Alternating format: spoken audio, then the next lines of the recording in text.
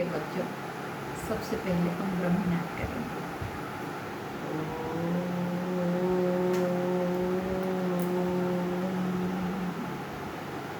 ओम शांति शांति शांति।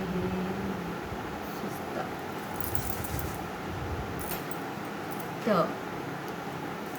अभी तक मैं आपको घोड़े ने जान बचाई विषय का सारा विषय आपको बता चुकी हूँ। आप अच्छी तरह उसको पढ़ चुके हो और ये जो प्रश्नोत्तर भी मैं आपको बता चुकी हूँ।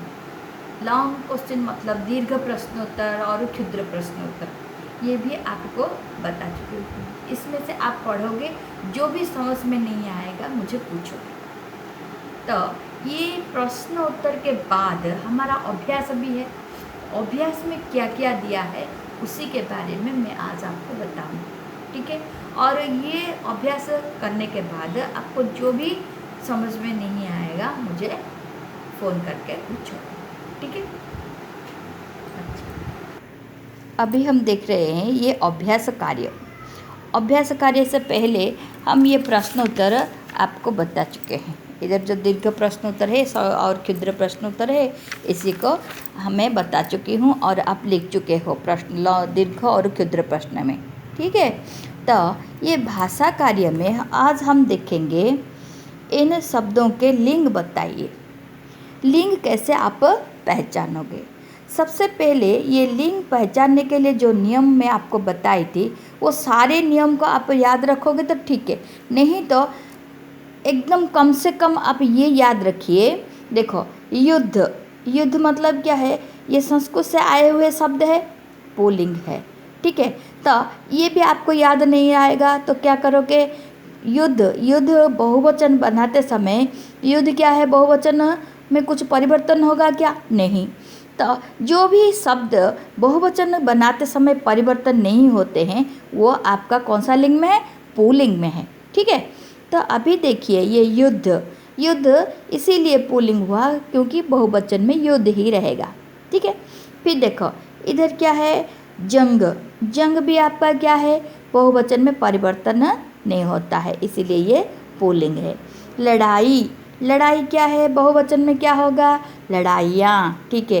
तो ये कौन सा लिंग में है, स्त्रीलिंग में, ठीक है। अच्छा, ये क्या है, संग्राम, संग्राम भी बहुवचन में वैसा ही रहेगा इसीलिए ये पुल्लिंग। जीवन, जीवन बहुवचन में क्या है, वैसे ही जीवन ही रहेगा इसीलिए ये भी पुल्लिंग। और सैनिक, सैनिक भी बहुवचन में वैसे सैनिक है, ठीक है। और दूसरा भी क्या है, उसके बाद आपका कवच, कवच भी बहुवचन में कवच ही रहेगा, कवचे ऐसे होगा क्या, नहीं, तो इसीलिए कवच पुल्लिंग है। फिर तलवार, तलवार क्या है, बहुवचन में तलवारें, ठीक है, इसीलिए ये हो गया हमारा स्त्रीलिंग। और क्या है, मुकाबला, हाँ, तब मुकाबला आपका मुकाबला ही है, मुकाबलाएं ऐसा नहीं है, तो ये आपका पुल्लिंग है, ठीक है। और इसके बाद इधर क्या दिया है आपको, ये कब्ज़, कब्ज़ में क्या है आपका, तो कब्ज़ा करना है, हाँ। इसी प्रकार ये आपका जो दूसरा शब्द है ये दिख नहीं रहा है ना, कब्ज़ा, ठीक है, कब्ज़ा ये भी पुल्लिंग में है। फिर देखो जान, जान क्या है आपका, बहुवचन में जाने, और इसी प्रकार फौज, फौज आपका फौजें, और सेना, सेनाएं, प्रतीक्षा, प्रतिज्ञा, प्रतिज्ञाएं, और देह, देहें, इसी प्रकार ये सारे के सारे क्या है आपका स्त्रीलिंग है। और इधर क्या है, शरीर, शरीर, शरीर का ये जो शब्द है शरीर ही रहेगा और ये संस्कृत से आए हुए शब्द भी है इसीलिए ये पुल्लिंग में ही है। फिर देखो उसके बाद क्या है, हालत, हालत, हालतें, पीठ आपका ये शरीर के अंग है, ये बहुवचन न हो के विषय में ये परिवर्तन न होने पर भी इसीलिए ये आपका देशज शब्द है और पीठ, पीठ ही रहेगा, कुछ ऐसे शरीर के अंग है जो गर्दन, पीठ, जीभ, ये सब आपका पूंछ, ये सब स्त्रीलिंग में है। ठीक है। और क्या है, जीत, हाँ, हार जीत, ये दोनों आपका स्त्रीलिंग में ही है। और उसके बाद क्या है, आप देखिए गली, गली मतलब आप गलियाँ ऐसे होता है, इसीलिए ये भी स्त्रीलिंग में है। ठीक है। और क्या है, पहाड़ी, पहाड़ियाँ, घाटी, घाटियाँ, और फसल, फसलें, आंधी, आंधियाँ, आवाज़, आवाज़ें, इसीलिए ये सब स्त्रीलिंग में है। और जय क्या है, सिर्फ जय ही होगा, और बहुवचन में, एक वचन में, दोनों वचन, इसीलिए ये हो गया आपका पुल्लिंग। ठीक है। मतलब जो दोनों वचनों में एक जैसा रहता है वो आपका पुल्लिंग है। और कुछ पुल्लिंग शब्द ऐसे आपको पता चलेगा जब वो आकारांत वाला होता है और बहुवचन में एकारांत होता है, तब वो पुल्लिंग होता है। लेकिन इधर देखो, चोट, चोटें, छाती, छाती, इसी प्रकार, और धारा, धाराएं, और ये आँख, आँखें, ये भी आपका शरीर का अंग रह गया, इसीलिए बाकी सब उसका परिवर्तन हुआ है स्त्रीलिंग में। और ये आपका शरीर का अंग के अनुसार ये आपका क्या हो गया, स्त्रीलिंग में रहा है। कुछ ऐसे अंग है शरीर का स्त्रीलिंग में है, और कुछ ऐसे अंग है शरीर का वो पुल्लिंग में है। उसको हम याद रखना है। फिर देखो इधर देखो, कौन, ठीक है। तो फिर ये मूर्ति, ये क्या है आपका पुल्लिंग, कौन नहीं, ये कान होगा। ठीक है। कान आपका क्या है, पुल्लिंग है। और क्या है, मूर्ति, मूर्तियाँ, वीर, वीरता, वीरता, इसी प्रकार ये स्त्रीलिंग में है। फिर देखो इधर क्या है, वफादारी, वफादारियाँ, फिर इधर ये स्त्रीलिंग। फिर ये समझ, आपका जैसे ही तैसे रहेगा, इसीलिए ये पुल्लिंग है। समझदारी, समझदारी, यहाँ वफादारी, समझदारी, ये सब स्त्रीलिंग में है। ठीक है। फिर अभी इधर हम देखेंगे दूसरा जो है, वचन बदलिए। घोड़ा क्या होगा, घोड़े, आदमी, फिर आदमी, क्योंकि ये परिवर्तन नहीं है, जैसा तैसा है, इसीलिए ये पुल्लिंग है, दोनों वचनों में एक जैसा रहेगा। फिर देखो इधर लड़ाई, लड़ाई, लड़ाइयाँ, फिर आँख, आँखें, क्या हो गया, बहुवचन में ऐसे परिवर्तन है। उधर देखो कान, कान ही है, क्योंकि शरीर का ये अंग रहा है। ठीक है। इसलिए इधर देखो हम कान पढ़ चुके हैं, पुल्लिंग है ना, इसलिए पुल्लिंग शब्द जैसे तैसे रहेंगे, कान कान ही रहेगा, और घाव घाव ही रहेगा, कवच कवच ही रहेगा। ठीक है। तो इसका कोई परिवर्तन नहीं है। फिर देखिए इधर युद्ध, युद्ध का इधर दिया है समानार्थ शब्द लिखिए। युद्ध का समानार्थ शब्द और क्या क्या हो सकता है, आपका लड़ाई, और लड़ाई, जंग, संग्राम, ऐसे। फिर जान का क्या है, जीवन, प्राण, जिंदगी, और फौज का वैसे क्या है, सेना, सैनिक, और जवान। फिर वक्त का क्या है, समय, काल, पल। ठीक है। तो उसी प्रकार इधर भी दिया है, देखो प्रतिज्ञा क्या है, शपथ, और प्रण, संकल्प। और उसके बाद इधर क्या देखेंगे, छाती, छाती मतलब क्या है, वक्ष, और सीना, हृदय, क्रोध। फिर क्या है, और इधर घाव, घाव मतलब क्या है, जख्म, और ये रहा आपका क्षत और चोट। ठीक है। इसी प्रकार ये समानार्थ शब्द है। फिर हम देखेंगे क्या है, विभक्ति के विशेषण शब्दों को और ख विभाग के संज्ञा शब्दों के साथ जोड़िए। अच्छा, संज्ञा का विशेषता बताने वाले शब्द को क्या कहते हैं, विशेषण। ठीक है। तो अभी उसी के हिसाब से भी हम कर सकेंगे, नहीं तो हमारा किताबी वाला शब्द है जिसके साथ जो जुड़ जाएगा उसको जुड़ेंगे।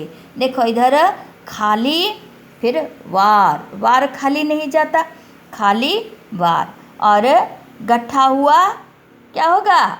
गुड, शरीर, गट्ठा हुआ शरीर। फिर हरा, हरा क्या है? चाल। फिर क्या है वो दूसरा? एन, एन वक्त। और ये रहा आपका पांचवा विशाल, विशाल मतलब सेना, ठीक। और क्या है? मेरी, मेरी गर्दन। और अनगिनत फौज। फिर अंत में क्या है? बादशाही फौज, ठीक है। तो इसी प्रकार ये रहा आपका विशेषण और संज्ञा शब्द का मेल। फिर क्या है? निम्नलिखित वाक्यों में से एक एक सर्वनाम है और उनको छांट कर लिखिए। क्या है? सर्वनाम किसे कहते हैं? संज्ञा के बदले जो शब्द आते हैं उसको सर्वनाम कहते हैं। इधर देखो, उन पर कई चोटें आई। इधर उन पर क्या है? उन जगह पर किसी का नाम होना चाहिए, इसीलिए संज्ञा के बदले ये क्या क्या हो गया? उन हो गया, इसलिए ये रह गया आपका सर्वनाम, ठीक है। तो इसी प्रकार हम देखेंगे, उन पर कई चोटें आई, इसमें उन है। उसी प्रकार ख का क्या है? आप रहेंगे तो लड़ाई चलती रहेगी, इसमें कौन सा शब्द? हाँ, आप सर्वनाम। और मैं काफ़ी हूँ, तो इधर कौन सा सर्वनाम? मैं। तो उन्होंने बड़ी फुर्ती से हमला किया, तो इधर कौन सा शब्द होगा? उन्होंने, गुड। फिर ये वो का क्या है? वह बेसाह भागा, तो इधर संज्ञा के बदले कौन आ गया? वह। तो ये सारे जो शब्द है ये रह गया आपका सर्वनाम, ठीक है। फिर देखो, निम्नलिखित शब्दों में से संज्ञाओं को छांटिए। इधर संज्ञा शब्द कौन सा है? लड़ाई। और जो रेखांकित शब्द है वो सब संज्ञा शब्द है। लड़ाई और लोहा और घोड़ा, वीरता। और उसी प्रकार क्या है? इधर भाई, ये सब आपका संज्ञा शब्द है। बाकी जो शब्द है संज्ञा शब्द नहीं है, विशेषण है और दूसरा सर्वनाम है, इसी प्रकार है, लेकिन ये आपका संज्ञा शब्द है, ठीक है। और उसके बाद क्या है? कोष्ठकों में से सही परसर्ग चुनकर शून्य स्थान भरिए। ये दिया है परसर्ग ने, को, से के लिए में, ये जो है इसी को चुनकर हम करेंगे ये भरपा। कोष्ठक ये आपका क्या है? प्रताप देश प्रतिज्ञा की थी, प्रताप ने प्रतिज्ञा की थी। जैसे आपका विभक्ति चिन्ह है, ये सब विभक्ति चिन्ह भरने के लिए दिया है। आप विभक्ति चिन्ह पहले से पढ़ चुके हो, ठीक है। अच्छा, ये आराम से आप कर सकोगे।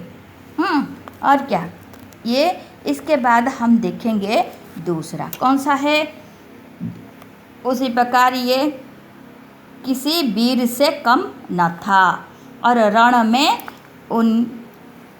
उसने राजा की जान बचाई थी और वह राजा को लेकर बेसा भागा।